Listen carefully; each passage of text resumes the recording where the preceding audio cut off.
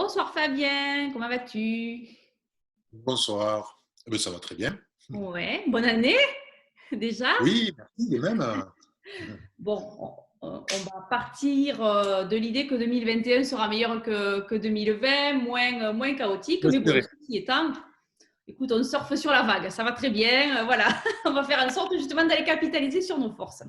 Alors justement, en parlant de capitaliser sur ses forces, je pense que pour le coup, tu es quand même un bon exemple justement de ces valeurs-là et de cette facilité finalement à aller. Alors quand je dis facilité, attention, je m'exprime, mais je sais exactement ce que j'entends par facilité. Cette facilité, j'allais dire, à capitaliser sur tes forces, c'est-à-dire à aller trouver ce qui fonctionne bien chez toi et le mettre au service du collectif.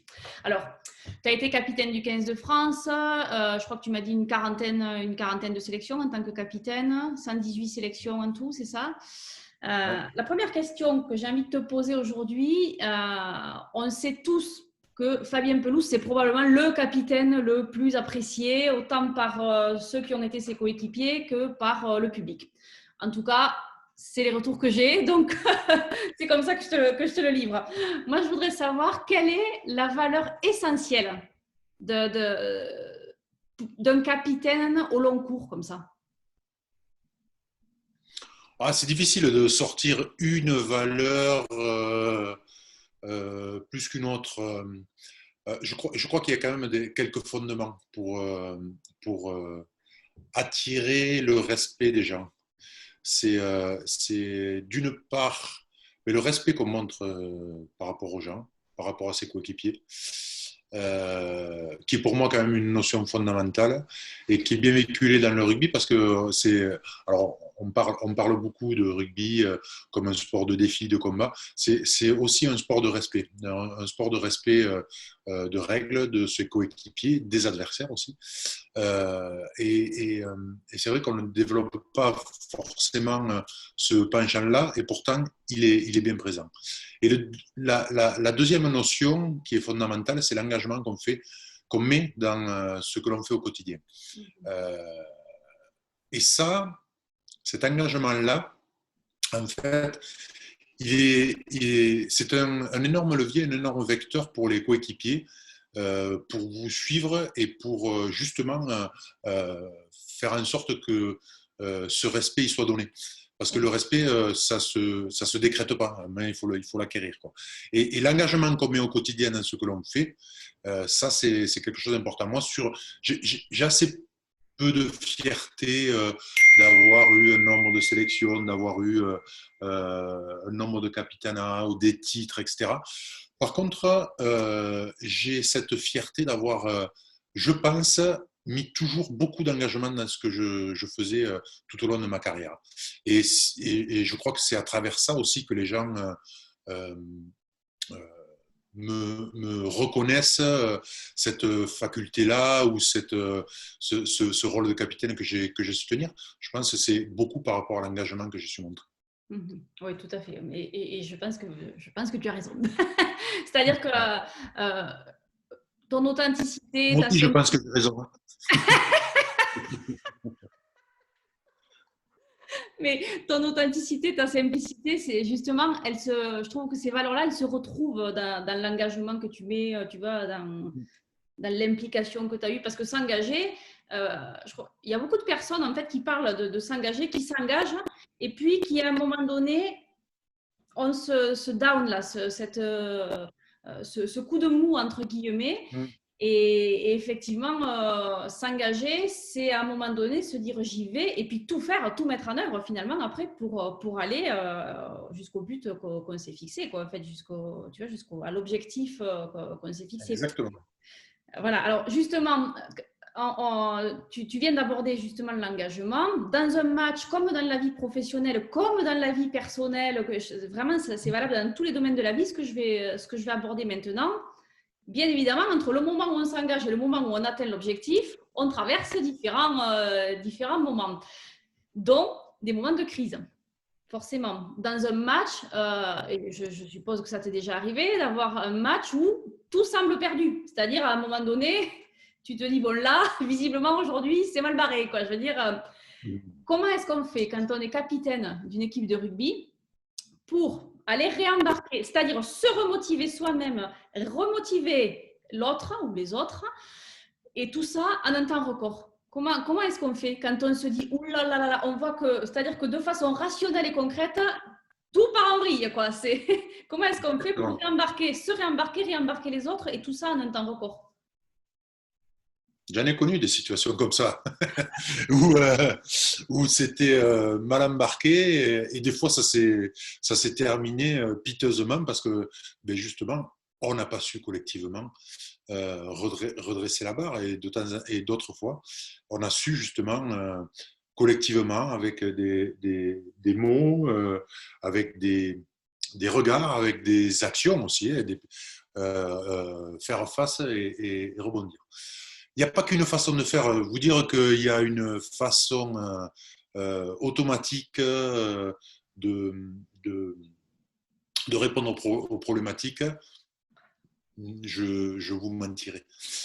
Il y a c'est tout le temps des situations individuelles et des situations différentes. Des fois, on est dans des situations délicates parce qu'on n'a pas eu de chance. Des fois, c'est parce qu'on est moins bon dans un secteur de jeu sur le terrain, on est moins bon dans un secteur commercial, par exemple, dans une entreprise. Dans un secteur, il y a un secteur qui est moins bon. En fait, dans ces cas-là, il faut tout faire pour que ce secteur-là il soit le moins valorisé possible et qu'on essaye de mener notre jeu dans les secteurs où on est plutôt bon. Donc, ça demande du rééquilibrage stratégique. Voilà. Donc, il y a du concret, qu'est-ce qu'on peut faire sur la stratégie de jeu. Et puis après, il y a des situations délicates qui sont dues au manque d'engagement des personnes, des joueurs. On sait qu'ils sont capables de faire des choses et ils ne le font pas. Parce que ils mettent un peu moins d'allant, d'engagement dans ce qu'ils font. Et là, ce n'est pas pareil. Parce que là, ça touche l'état d'esprit. Et dans ces moments-là, il faut à la fois être l'exemple, le père fouettard et l'accompagnant qui va faire en sorte d'amener avec lui la personne pour l'amener vers la performance. Donc c'est un savant mélange de tout ça et à un moment il va falloir appuyer sur les bons leviers. C'est-à-dire que un coéquipier individuellement, il va falloir peut-être le piquer au vif, un peu aller le chercher un petit peu dans ses retranchements, alors par des mots un peu virulents ou pas, ou en fait quelque chose qui va le faire réagir. Un autre, il va falloir l'accompagner, le rassurer. Et ça, le travail finalement du capitaine, le travail du manager, le travail du responsable, entre guillemets, dans l'entreprise ou sur le terrain, c'est ça en fait. C'est sentir la personnalité de son coéquipier ou de la personne que l'on a en face pour savoir sur quel levier appuyer pour le faire réagir et aller vers la performance. Parce que c'est bien d'être dans une équipe de rugby, de vivre avec des camarades, mais le but du jeu, quand même, c'est d'aller gagner les matchs. Donc, il faut quand même amener tout le temps vers la performance. Donc, cette notion d'exemplarité dans l'engagement que l'on y met, on y revient, qui est quand même fédérateur et fondateur généralement d'esprit d'équipe et de démarche vers la performance. Et ensuite, en tant que vraiment manager dans le sens aller faire chercher aux autres la performance, savoir appuyer sur les leviers. Et dans les périodes de crise, il faut trouver cet équilibre entre allez, j'y vais, je m'engage moi-même et je pense aussi aux autres à aller les chercher pour les ramener quand eux, ils manquent de performance. Oui, c'est clair. Alors, effectivement, je suis 100% d'accord. Justement, en parlant de ça, ça me fait penser à une autre question. Parce que tu vois, on parle de s'engager, de permettre aux autres de s'engager aussi. Mais parfois, on a envie d'y aller, mais on se sent vulnérable. C'est-à-dire qu'à un moment donné, on se dit, waouh, là, on sent qu'on a quelqu'un en face de nous, dans l'équipe, ou même parfois soi-même, on se sent un peu vulnérable sur une situation. Quand on est sportif de haut niveau, et de la même façon probablement dans l'entreprise d'ailleurs, et même dans la vie personnelle aussi, est-ce que, mais alors, dans ton expérience de capitaine du 15 de France, est-ce qu'on laisse la place à la vulnérabilité quand même de s'exprimer pour aller y rebondir dessus? Ou est-ce que c'est no way, tu te tais, t'avances et puis tu fais ce que je te dis? On n'est pas, on n'est pas dans un domaine où la vulnérabilité est quand même valorisée. Ça, il faut bien le reconnaître. Et de manière générale, non. On n'est pas vraiment, on n'est pas vraiment dans ces schémas-là. On est, On est je dirais pas, dans l'engagement pur et dur, on est quoi. dans l'engagement et dans la force. À un moment, on est quand même un sport de combat et la vulnérabilité, c'est vrai, est quand même mal vue, je pense, dans le milieu.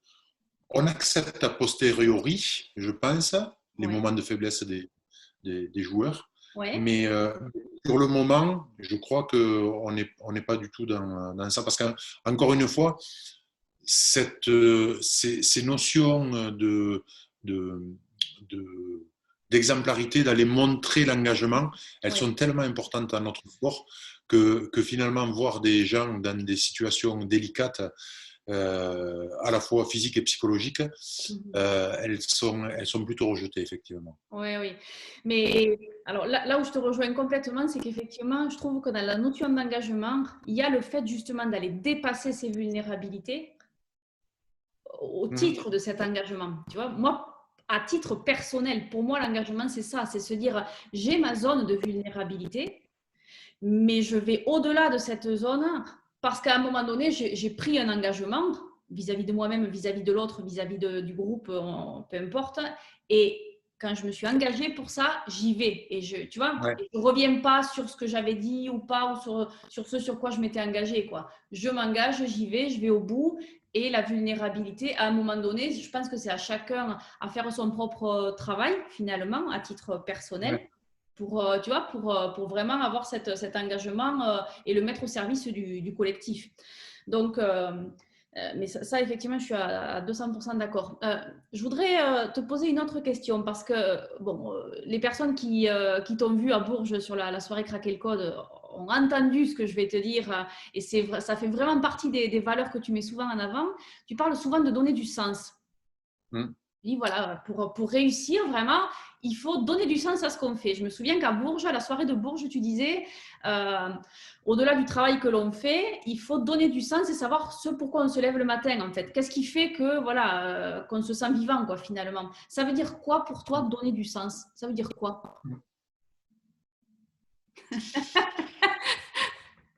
Je crois on a tous euh, notre propre code de valeurs. En fait, chaque individu a son socle de valeurs sur lesquelles il s'appuie pour finalement chaque décision de sa vie. Et donner du sens en fait à ce que l'on fait, c'est juste être en accord avec ce socle de valeurs, je crois. Euh, et ce socle de valeurs, on a l'impression que c'est le même pour tout le monde, mais non, je crois il est très différent d'un individu à l'autre par ce qu'il est, d'où il vient, son histoire passée, son histoire familiale, peu importe. Et je crois que donner du sens à sa vie, c'est justement être en accord tout le temps avec ces valeurs et ces socles de valeurs qui nous caractérisent à chacun. Et, euh, et je crois que c'est ça, donner du sens. C'est qu'à un moment, on ne fait pas les choses contre ce que l'on est. On peut transgresser pendant un certain temps, Mhm. s'accommoder des choses. Ouais. Mais je crois que sur le long terme, ça ne marche pas. Ouais. Et donner du sens, je crois, c'est ça. Mhm. C'est jour après jour, finalement, faire en sorte que on ne, c'est pas nous qui nous adaptons aux choses, c'est finalement, on est dans un milieu et on apporte quelque chose au milieu, Mhm. dans ce milieu-là, qui a du sens pour nous, parce que Mhm. c'est nous, et finalement, ça rejaillit sur l'ensemble des collaborateurs Oui. et sur nous-mêmes. Et alors, comment est-ce que on peut harmoniser des valeurs différentes finalement dans un groupe? Parce que tu sais, tu dis donner du sens, c'est être en accord avec ses valeurs. Parfois, dans le groupe, on a des personnes qui ont des valeurs différentes. Comment est-ce que on peut harmoniser ça? Et parce que chacun va vivre le groupe de manière différente. C'est pas parce que chaque individu est différent que ça va faire un grand melting pot et que il faut que valider toutes les valeurs. Ouais. Toutes les personnes, tous les individus vont amener quelque chose au groupe.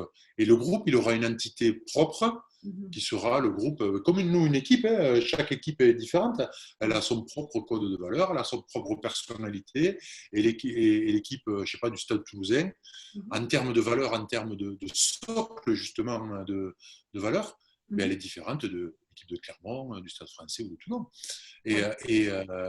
et il y a des joueurs qui vont très bien s'intégrer dans l'équipe du Stade Toulousain et qui ne vont pas s'intégrer dans l'équipe de Clermont Ouais. Mhm. ou de Toulon.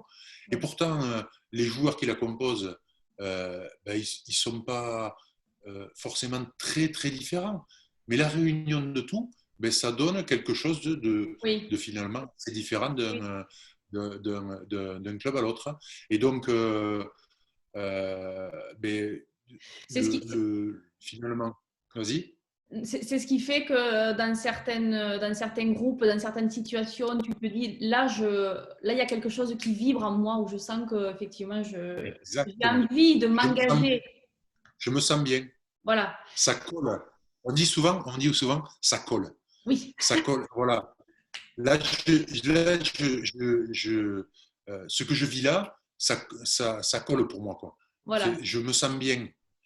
J'ai envie d'être là plus souvent. J'ai envie de m'engager dans ce groupe. J'ai envie de partager des choses. Voilà. Et c'est ça. Et le travail du manager, c'est aussi ça. C'est de créer ça, de créer la relation entre les personnes pour développer cet esprit d'équipe finalement, hein, pour arriver à la performance. Et puis surtout, pour le manager, c'est aussi veiller à cet esprit d'équipe, veiller à ce socle Oui. de valeurs-là.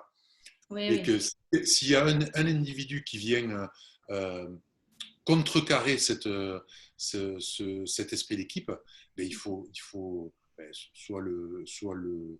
le remettre sur le bon chemin, soit l'évacuer en tout cas pour qu'il ne soit pas délétère sur cet esprit d'équipe. Ouais, sur le groupe, ouais, ouais, c'est clair. Oui, oui. Ouais. Alors justement, tu disais, voilà, il y a ce truc de où on sait ce qui va matcher pour nous. On sait qu'avec telle personne, ça va le faire ou pas. Alors, mon avant-dernière question, elle concerne une situation concrète. Si demain, tu avais, ou aujourd'hui d'ailleurs, quand tu veux, tu as un manager ou un dirigeant qui te dit, voilà, la situation dans laquelle je suis, elle ne me comble plus. Quand je visualise ce que pourrait être, tu vois, une autre situation qui me convient mieux, par exemple, je sens que ça pourrait coller et pourtant la personne, elle passe pas le pas. Tu vois ce que je veux dire?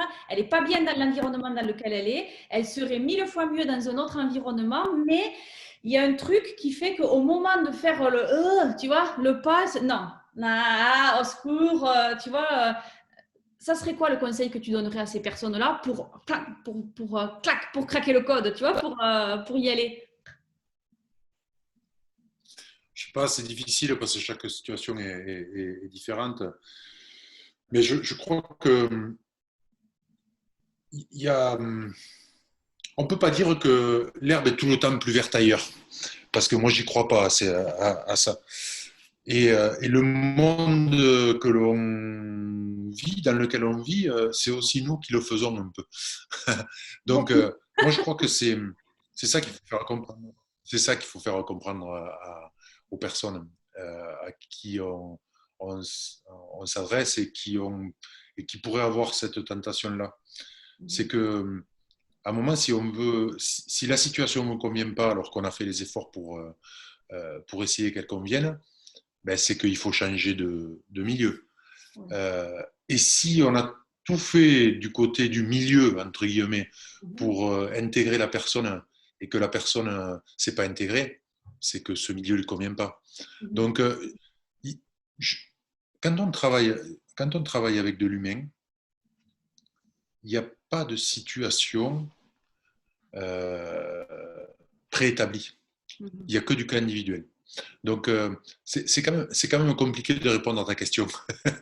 Tout ça pour te dire que c'est quand même compliqué que de répondre à ta question et de dire il y a une solution, il y a quelque chose à dire, il y a quelque chose à faire